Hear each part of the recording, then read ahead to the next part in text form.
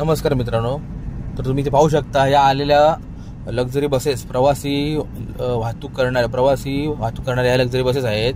या बसेसमध्ये तुम्ही पाहू शकता की कशा प्रकारे माल भरला गेला आहे आणि आज दिनांक 20 मार्च रोजी ह्या बसेसवरती बांदा चेकपोस्ट येथे धडक कारवाई करण्यात आली। त्यामध्ये संपूर्ण बसेसमध्ये तुम्ही पाहू शकता कशा प्रकारे माल भरला गेलेला आहे। इथे मच्छी भरलेली दिसून येते गाड्यांमध्ये।